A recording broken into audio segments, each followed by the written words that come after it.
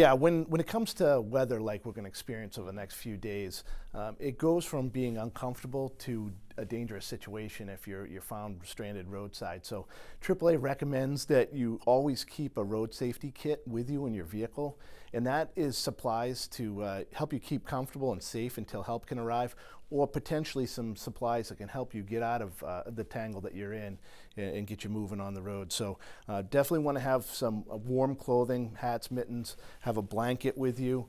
Also some abrasive material. We've got kitty litter here, but it could be sand or salt, something to put down to help your vehicle get unstuck.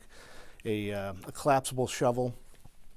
Some other warning devices to let people know that you are broken down, give them an idea that they need to slow down and move around you as you're there on the side of the road. Jumper cables, a good quality set of jumper cables. That's going to help you out if there's another vehicle that can help jump start the car. But if not, having a device like this is a jump pack.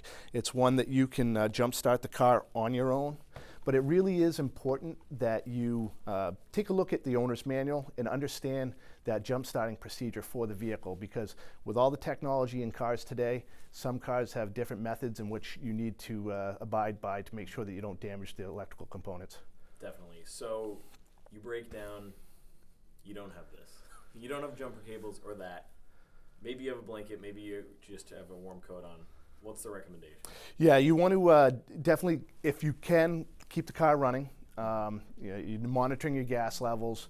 Maybe you need to turn it on and off. If the car is snowbound, make sure that you clear out around the exhaust so you don't have those dangerous exhaust fumes coming into the vehicle. But it's about keeping yourself safe and warm until help can arrive.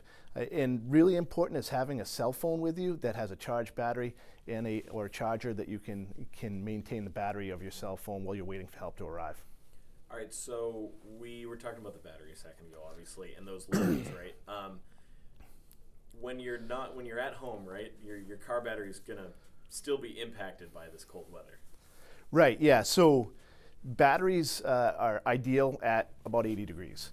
And when we start to see the temperature dropping, especially when it gets down to 30 and then down to 0, we see the starting power of that battery decrease by about 60%. And at the same time, all the electrical components, components within the car, let me say that again, it's not an electrical piece, but I guess it kind of is in a roundabout way. But so yeah, at ideal temperatures, 80 degrees, batteries in good, healthy condition, they last about 3 to 5 years. So batteries last about 3 to 5 years on average. Once your battery becomes about 3 years old, you should have it tested on an annual basis to see what that charge is. When it comes to dropping to below 30 and to about 0 degrees, you lose about 60% of that battery's starting power. And at the same time, the engine needs about 2 times as much power to turn it over than it would at a higher temperature. So at a time like what we're going to see over the next couple days, your battery needs to be in tip-top shape because it's going to be really put to the test. And so, say Saturday, this is going to be a cold day. A lot of people obviously have Saturdays off, right?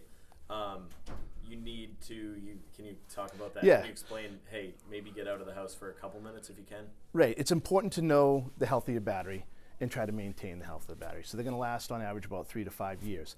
If you don't drive your vehicle a whole lot, or maybe you have another vehicle it's dormant, periodically you drive it, you want to look at getting a battery maintainer or a tender. That's something that can keep a charge going on it at all times. If you don't have that and you're thinking about this weekend, how do I keep my battery life the battery charged? It's really important that you actually use the vehicle this weekend. Get out, run it for about 15, 20 minutes, get that car up to temperature, and help charge that battery back up. If you leave it throughout the weekend, you're raising that risk of coming out to your vehicle on Monday morning and it just not being able to do the job to get the car started.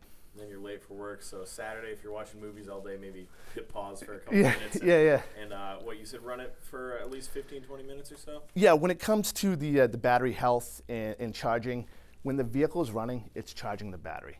So it sits overnight on Saturday, it draws the battery charge down. You, at some point throughout the day, you go out, turn the car on, run it for about 15, 20 minutes, maybe take a ride around the block to charge that battery. it's really important to try to keep that battery charged throughout a period of cold days like we're about to experience. Yeah, and it's not necessarily like you talked about that 30 to 0. Like we're seeing like -10. Like we're seeing like we were forecasting like really cold weather. So the older cars, anything even you charge it even more than that? Yes. You want When the older you, batteries? yeah. I mean, So older vehicles, and actually any vehicle for that matter, okay. when it comes time to put your vehicle away for the night, make sure that you shut off everything. Yeah. Turn off anything, any auxiliary drain on it. Maybe there's a cell phone charger plugged in. Maybe your windshield wipers are on. Shut all that off so that when you're trying to turn the car on, the battery just needs to focus on turning the car on, not charging all these other components. Is there anything you can tell us about the diesel question? Yeah, sure. Gasoline engines are one thing. When it comes to diesel, we do also know that it gets extremely problematic when it starts dropping below 30 and get towards that 0 degrees, where the diesel does start to gel up. So with vehicles that do run on diesel, this temperature also starts to cause a lot of mechanical problems as well. Mm-hmm. Definitely. Anything in this kit besides the battery and the thing that is worth explaining? Some easy stuff to have, like obviously salt is easy to get and stuff. Right. Anything? Yeah, and I can hit on that again. So definitely. when it comes to a road safety kit, one of the things that AAA knows from our surveys that not a lot of people actually have these in their vehicle, and we really encourage that you do have a safety kit in your vehicle. And it's just supplies that can help keep you comfortable or help you get out of the jam that you're in if you find yourself broken down on the side of the road or stuck in a snowbank. So really important to have a kit with some first aid supplies, any medicine or medication that you may take, maybe some food or water that you can help keep comfortable until help can arrive. Warm clothing, hats, mittens, bring a jacket with you as well, of course. A blanket and jumper cables, or a jump pack, if you can. That's going to help you over time, like what we're going to see this week with the temperature dropping significantly. One of the things when it comes to abrasive materials, sand is great. Sometimes it's a little tricky to find sand, so you can use kitty litter. It's an abrasive material. It's easy to find just about everywhere. Salt as well. And then it's always good to have some warning devices as well to help warn other vehicles that you are on the side of the road and it's time for them to slow down, move over. I think you touched on pretty much everything. One last one though. What are like the most, like if someone's watching this, right, and they're like, what are the cars that are the most at risk for this battery stuff in the cold? It's, the vehicles that are most at risk are cars that you haven't, the cars that are most at risk are cars that the battery is older than 3 years old.